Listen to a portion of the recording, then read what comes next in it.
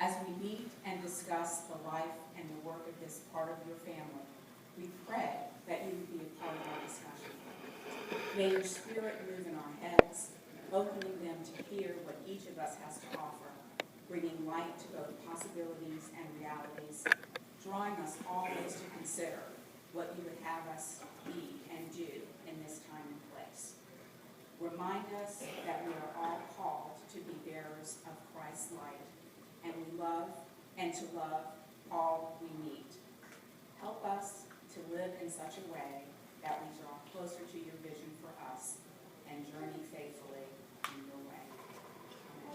Amen. Before we get started, I would like to publicly thank our retired vestry members. We recognized them at our December meeting, but I would like to recognize them publicly. Okay. Sorry. And we have Renee DeJager. Is he here? If you would stand, please. David Dry, Frank Caruso, and Bob Saunders. Can we give them a round of applause?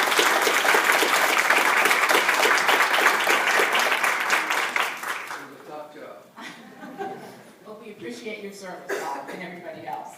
At this time, I'd like to introduce the vestry members for 2005.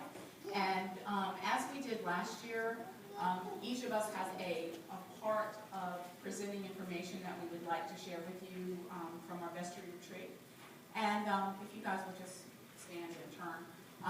Diane Langhorst, Cindy Albert, see who's here, Bruce Ebersol, Dick Miracle, Ted Lyman, Melanie Davis, Satoshi Ito, Dave Holgrave, Sheila Sandling, I always get your name in the wrong order. Thank you. And we have Cliff Dickey. So these are your vestry members for 2005. Okay. At this time, I'd like to ask Dick Miracle to come forward.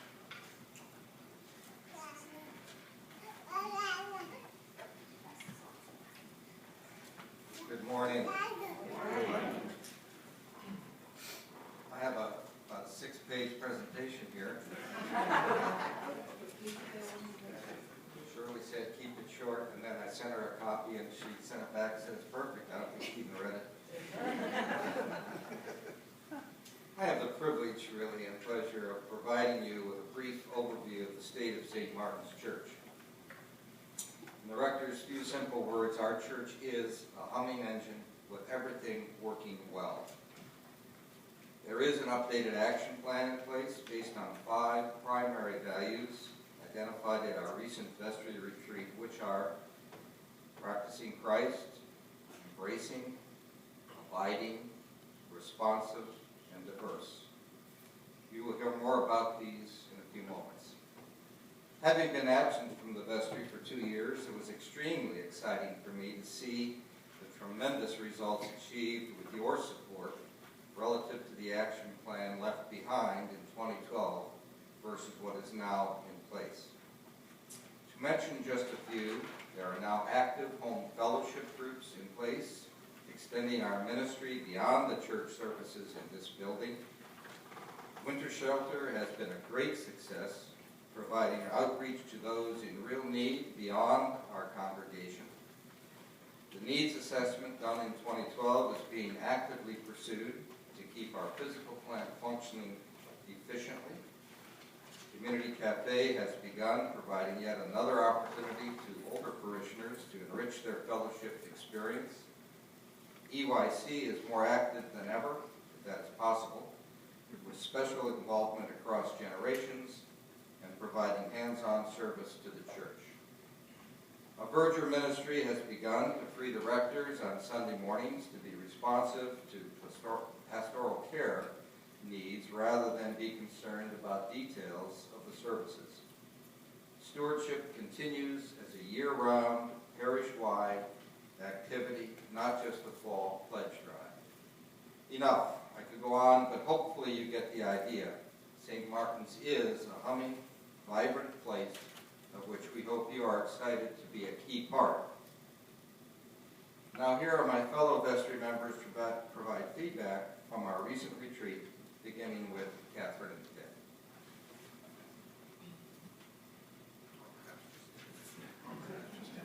I don't see Catherine. Oh, I'm sorry. Catherine called me yesterday. She's very sick with the bronchitis. Well, here's that. I'm not here to sing, not yet anyway, although that is certainly one of the ministries that we practice. Practicing Christ is what we do here, and the values that it mentioned, and the events and caring concerns and activities that Dick mentioned are all part of that practicing of Christ. There are a number of overlapping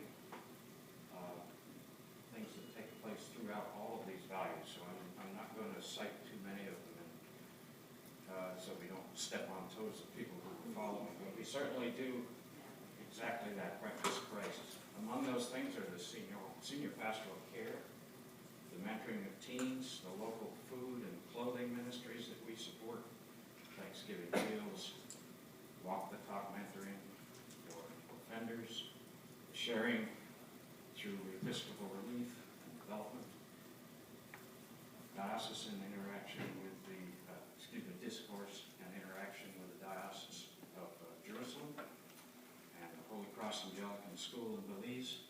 And as Dick said, I could go on, but I want to allow the next people to present what their sense is in the terms of values that we've come up with. Melanie and Diane. So, thank you.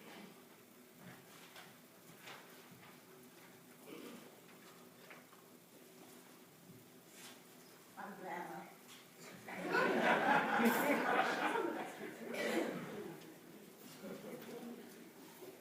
When we were talking about values after the vestry retreat, we were really talking about who we feel we are. So these aren't aspirational values. These are the values that we're already embodying. And so we were trying to find words that encapsulated the way that we feel about our mission and our practice here at St. Martin's. And every individual came up with words that reflected two of the current values. And we thought about combining them, decided that they were two different values because they flow. And so the first one is abiding. And here at St. Martin's, abiding goes way beyond just tolerating or enduring our differences in each other, in our practices of worship, in our property usage. It's the spirit in which we acknowledge our differences, demonstrate respect for one another, and stay constant with each other in our mission. And by living in this value of abiding, it moves into a value of embracing. And here at St. Martin's, this is the way that we hold each other with affection, the way we accept and support one another willingly and enthusiastically, and surround our community with love. The welcome statement on our website exemplifies these values. It says, "We ask for the energy of grace to go from this Sabbath to the next.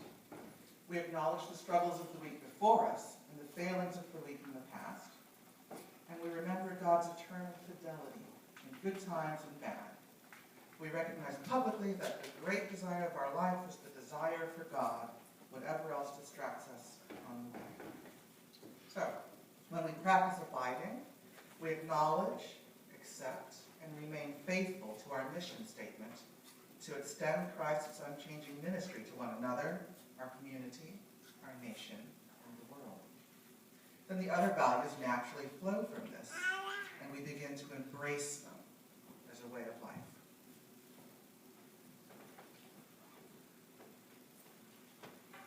Again, I've learned that I can find anything on the St. Martin's website, from St. Martin's mission statement and rules of life. We equip and challenge ourselves and one another to minister joyfully and faithfully to all who join our journey of discipleship and mission. We open our hearts, doors, resources, and altar to all who seek sanctuary with us, refreshed by the presence of God." End quote.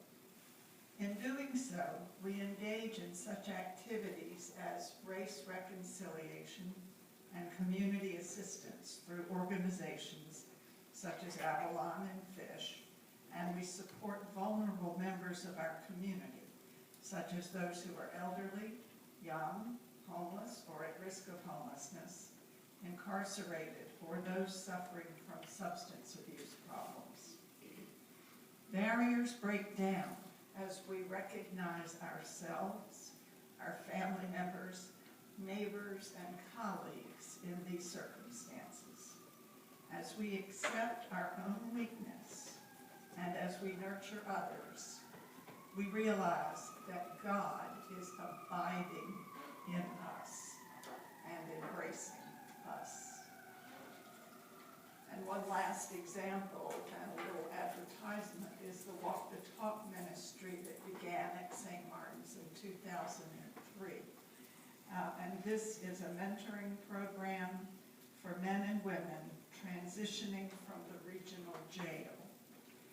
We have stayed constant to this mission and learned to acknowledge diversity. So we start with tolerance, we move to acceptance with God's help, and we wind up with joyful abundance.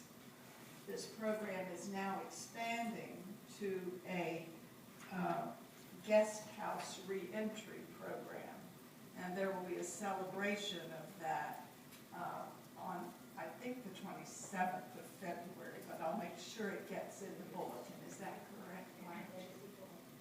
I'm sorry? At Lacey Hall. Legacy Hall, sorry, in Newtown. So stay tuned. We'll make sure that you get information on that.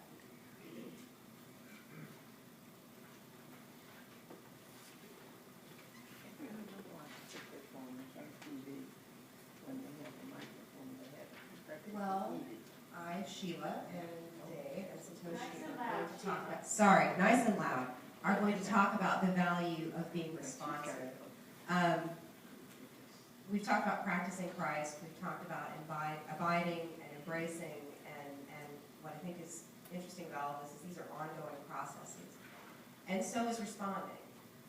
St. Martin's is not a church that rests, that decides it's doing everything right, and then stops. We look and discern continually for the things that need to be done for people within the body of our church and within the greater community. And so being responsive is an important value for us. Dave's got some examples. A couple examples I like to use are some stuff that's really happened kind of recently. One is a law support group. We have, we're working with La Tienda for a program of common grounds, and having one of the programs that we're doing is the 10 Commandments, and I think we do some different things for Lent.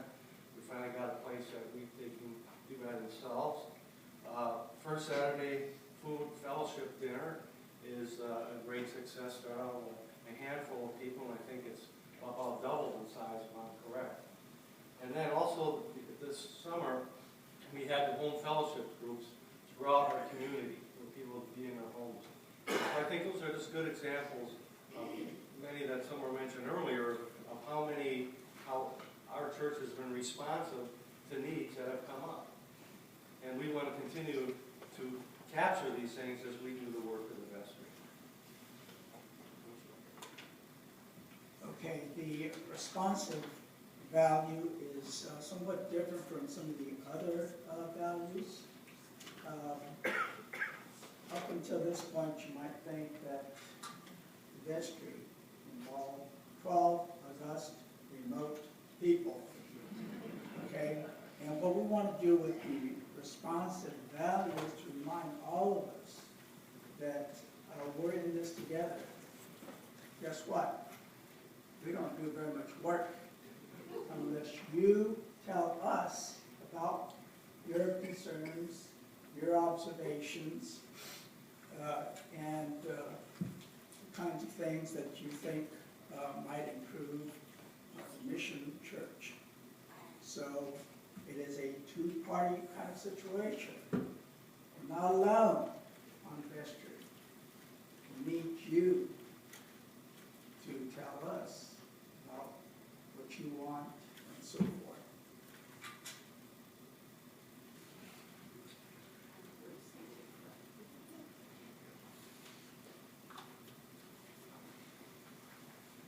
Well, Bruce and I are going to share with you a value of the multi-generations at St. Martin's. In the 60s, Ralph Cobb joined St. Martin's Church and accepted the call to become a leader for the EYC. It was a ministry perfect for him, as Ralph really enjoyed the teens, not just by showing them a good time, but he had the natural ability to make our youth feel important about themselves. Ralph and Joyce lived on the river where they docked their boat. One afternoon, he invited the EYC to come to his home for a fun ride on the river. For at least one of those teens, it turned out to be your very first boat ride. That was our own senior warden today, Barb Watson. St. Martin's was blessed to have Ralph minister to our youth and then continue his church ministry in so many other ways over the next 30 or so years. Now in his advanced age, he receives the pastoral care he so richly needs and deserves. Barb began her journey as a teen receiving the ministry so vital to her spiritual upbringing. Today, as our senior warden, we are blessed to have Barb's guidance in vestry for the greater benefit of our parishioners at St. Martin's. When our youth benefit from church ministry, it enables them to carry that ministry forward into their adult years. We on the vestry want to assist the church in administering to the youngest as well as the eldest of our parishioners. With your help in identifying all age groups, we can better assemble programs beneficial to everyone on their spiritual journey. And Bruce is going to tell you about how you can help with this. Thank you. I think it's clear enough that that's a great story about the fact that St. Martin's is not only diverse and multi-generational, but it has been for some time. But if you need more proof, stand in the narthex as the 8 o'clock service ends and the 9:15ers arrive. Looks like the changing of the tide. Old guys like me are leaving, and all the youngsters and teenagers and younger adults are coming in. I think it's a healthy sign. But the vestry and the clergy feel as though it's clear enough we're multi-generational, but we need more granularity. We need to understand our makeup a little bit better. And so, what we're going to do, we've started the discussion about taking a census. I promise you it will not be onerous. I don't like onerous, so I'm not going to ask you to do something that's onerous. But we're going to put together a short questionnaire, survey, census, call it what you will. But we want to find out more about exactly how the congregation is comprised. Who makes it up? The modalities of this are going to be still under discussion, but the reason for this, the underlying factor for taking the census is if we understand better the makeup of the congregation, the vestry and the clergy have a better, can better respond to the pastoral needs that are present among our makeup. It gets back to several points that have already been made. So stay tuned. We will be talking amongst ourselves. We'll come up with a way to do the census. But I promise you again, it won't be onerous. We just ask for your help as we go forward on that. Thank you.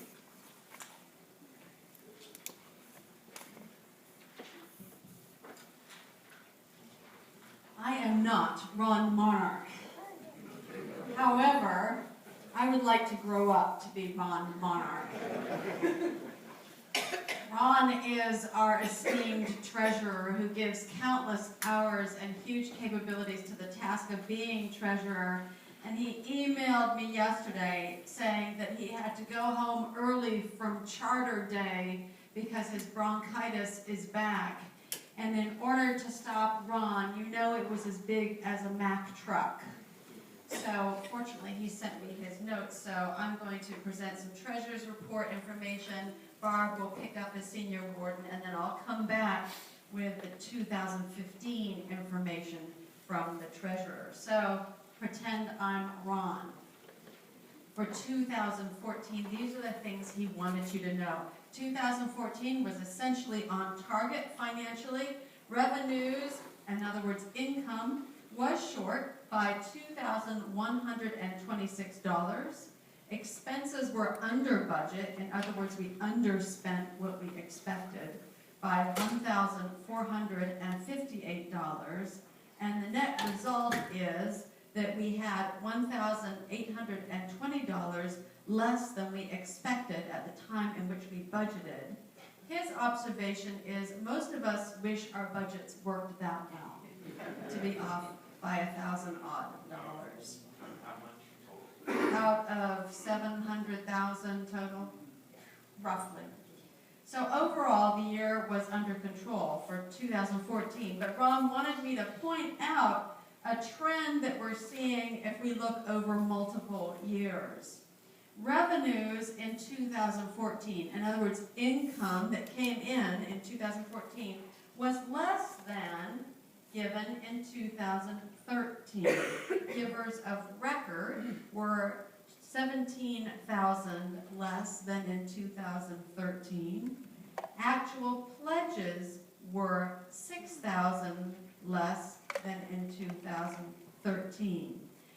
St. Martin's is growing as a church.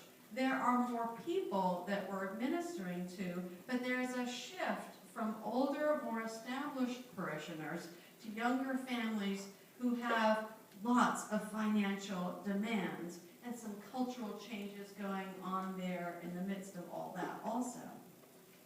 Revenues or income coming in for 2015 is still not clear, but it will be difficult to forecast an increase for 2015 over 2014. In other words, we expect revenues to be about the same, and thank everyone for doing their part and doing so as generously as you can.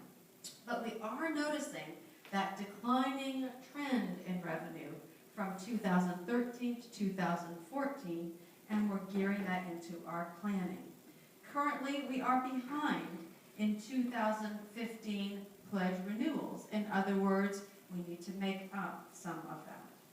But there is a clear need for investment in our current and our future times, and that means increased expenses. Just like your household budget, the bills don't go away just because your income diminishes, and you have to figure out what to do about that. So the vestry has considered our options over our last several meetings, and our senior warden would like to share our conclusions with you.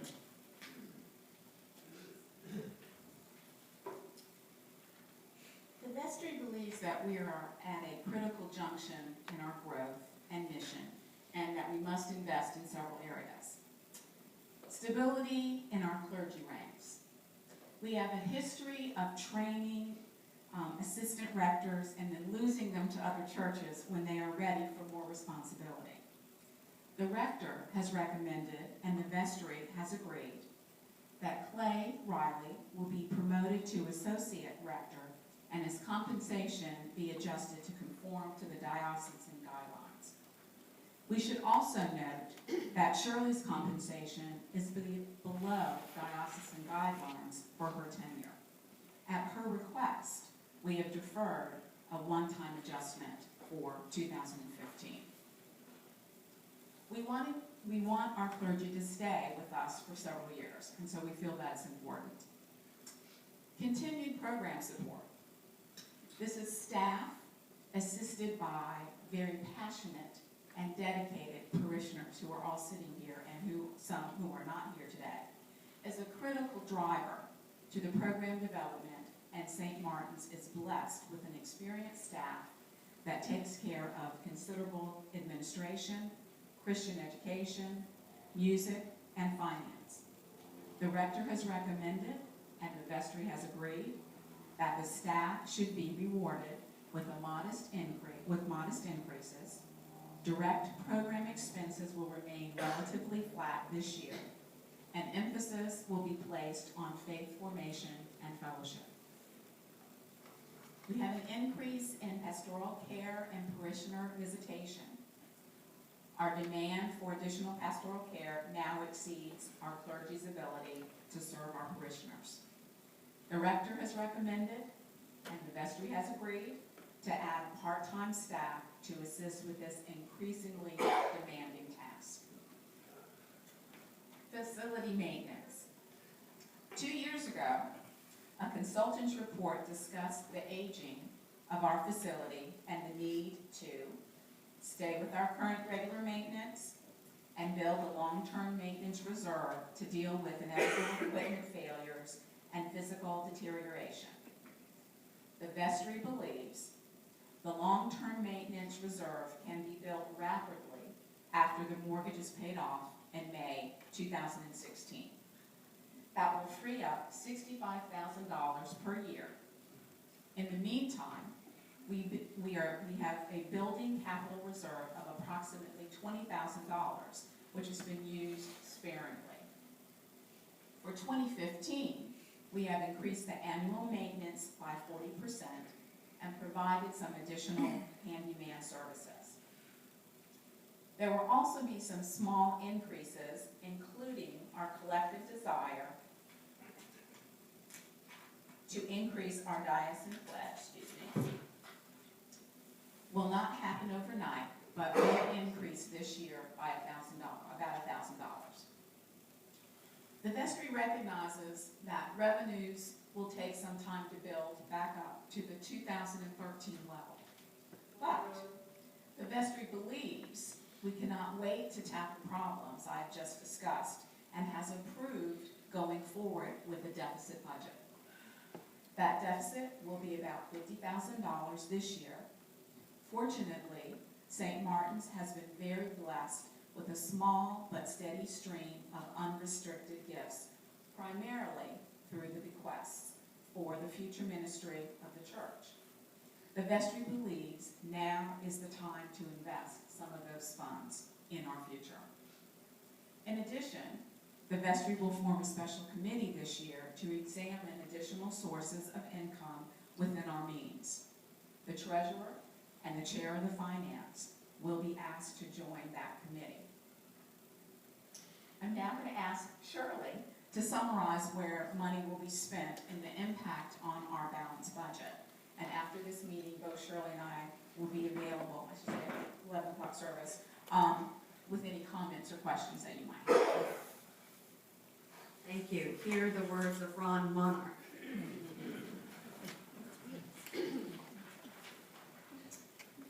This is his treasurer's summary for 2015, projected as we're currently engaged in 2015. Expenses increased, as discussed by Barb, the senior warden, include a total of $55,000. I'm cutting out the small dollars, just flat 55,000. Clergy account for the clergy increase accounts for about 20,000 of that. Staff increase about 6,000 of that. Pastoral care accounts for about $12,000 of that. The building accounts for about $10,000 of that increase, and other miscellaneous, office keeping, operations running increase of $5,000. It sounds like a lot of money. But Ron says, let's remember on our balance sheet, the fund principal is $1,945,000. That's what our fund principal is worth overall. Our current unrestricted discretionary funds total $65,137. We have right now on our books unrestricted discretionary funds of $65,000. So the proposed deficit can be covered by that, and we can expect part of those funds to be replenished in the future by similar gifts given. Our track record is that those gifts are given, not always to pay for budget needs, but for special gifts. 2016 completes the payment of the mortgage. We currently hold a mortgage on the new build-out, Miles Hall, and the downstairs, and we complete that mortgage in May of 2016. which makes $65,000 per year available to the vestry to build the maintenance reserve, to keep our plant going, and to support current operations and satisfy our desire to raise our diocesan pledge or gift to the 10% that we should be at but haven't yet managed to be. 2015 is an important year for St. Martin's. The vestry has made some very courageous decisions, and I join Ron in being confident that we can manage to this desired outcome. So again, we'll be available not only after the 11 o'clock service, but also any time. Please do not hesitate to contact Ron. He has emphasized that, as well as any of the leadership, vestry, or myself. All right, would you like to adjourn the meeting?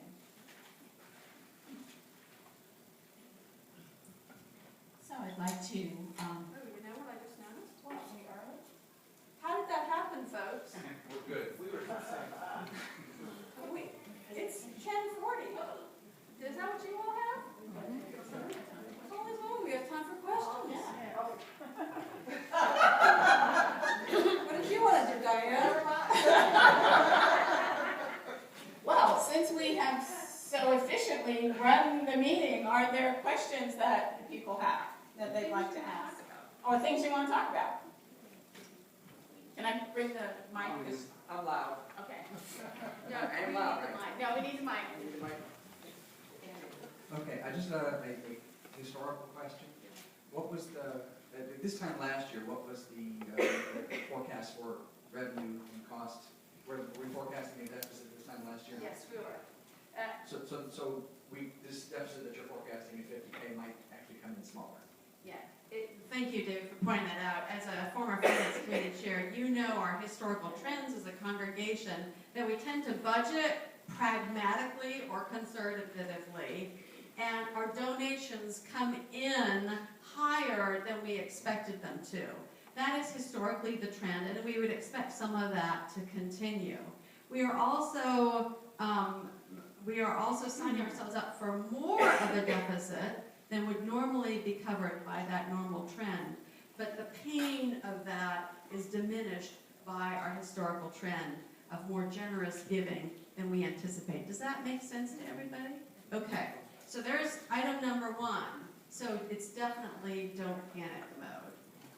But number two that Ron and I are noticing, and this is very much in line with cultural trends going on throughout our nation, is that giving behavior shifts because of all kinds of factors. You know, less available income for expenditures, more household expenditures are there than used to be. I mean, we used to think of things like cable and mobile phones as discretionary, and now functionally they just are not in our society, so families have more expenses than they used to proportionally.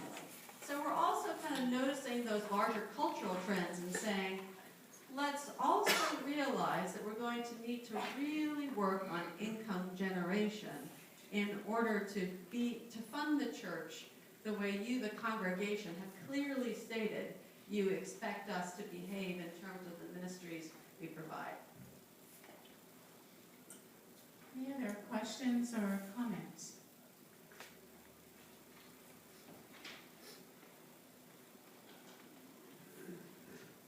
Thank you. I'm overwhelmed by what I've heard today, and I feel blessed to be a part of this congregation. But one of the things that I've noticed is that every day in my mailbox there are solicitations. Give to this, give to that, give to something else. And I just wonder if the vestry should not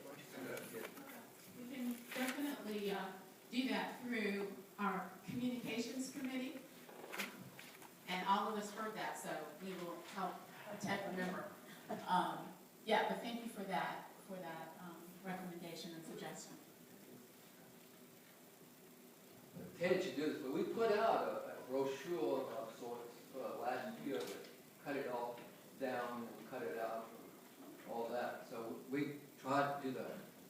And Ted is high-tech type, so he did a great job with that. So that must be available somewhere. It's on the website as well as here at the church.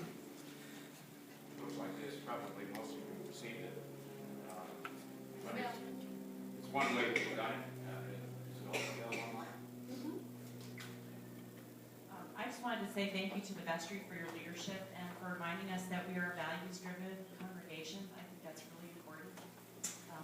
One question I have, we were at a retreat last Saturday talking about the future of faith formation and fellowship here, and talking about both faith formation and fellowship, the issue of facilities came up, and I just wonder, as you think long-term about retiring the dead on Miles Hall and what our future is for facilities, the zigzag building and our lack of coffee hour space and things like that. So I think maybe not in the next 2 to 3 years, but maybe in the next 5 to 10, we need to think about what a capital campaign would look like for us.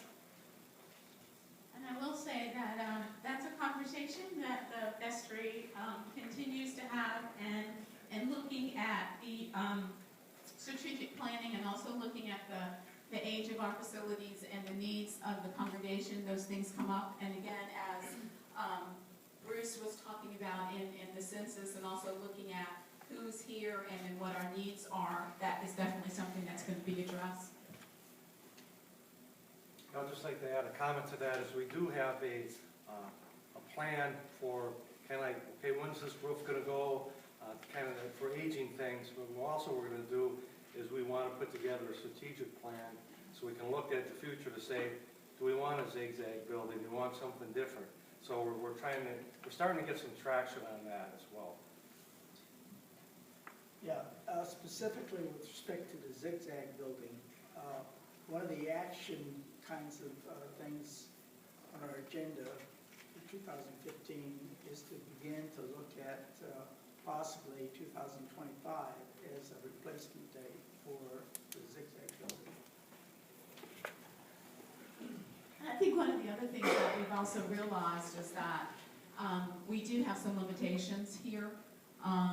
You know, we can, as you know, we can't get everybody here from all of the services at one time. So there are certain things that we know we're, I shouldn't say never, but we are very challenged to do. And so we're also looking at what are some of those other opportunities. And I think the use of La Tienda is an example of how we are trying to use other spaces, as well as the home fellowship groups. So it may not necessarily be buildings, but we have to look at what all of our resources are and what are some of our challenges. Others? Actually, may I just have 2 things? Barbara's very tolerant of me. There are 2 things I want to note. One is, and this came out at our diocesan council, the annual meeting of the whole Diocese of Southern Virginia, which goes from Norfolk, north to Richmond, and then all the way out to Danville. Lots of rural churches, lots of small churches, a very few bigger ones like ours, and a couple that are bigger than ours. And so there's a lot of diversity, a lot of different needs out there, but something that we're all noticing is membership. Membership is so interesting. Our culture is in the process of redefining what it means to be a member.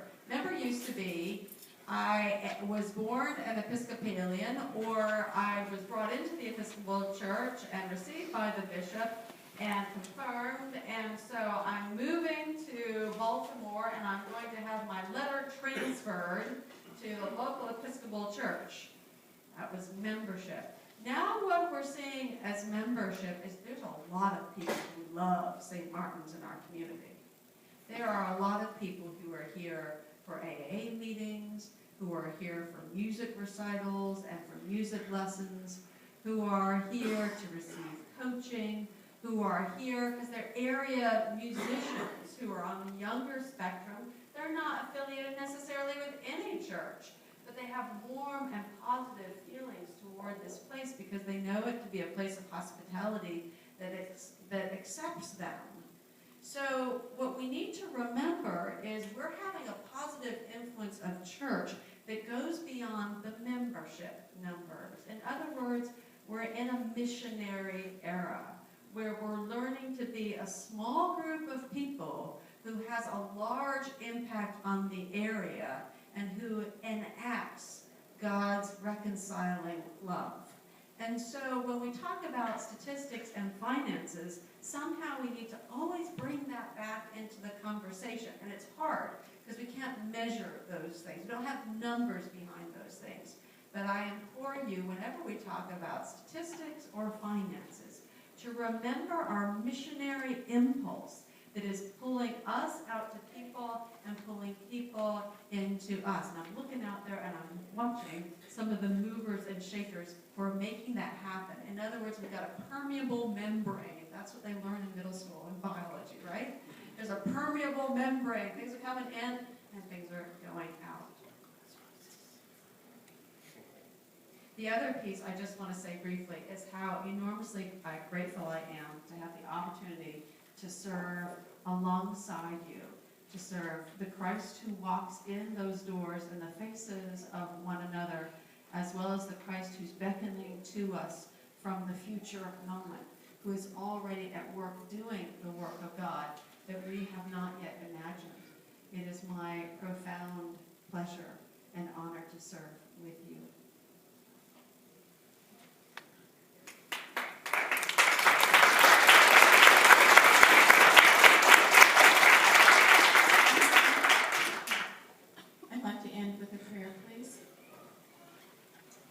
God of our coming and going, God of our past, our present, and our future, we have met, we have celebrated, we have remembered, we have visioned, shared hopes, and dreamed dreams, and now go out into the world in which we do most of our living and our ministering. As we go out, remind us that we do not go alone. As we go out, remind us that we go with a mission. As we go out, fill us with love, hope, and peace to share with the world. May our lives and our ministries be signs of your love and promises and the possibility of the world. Amen.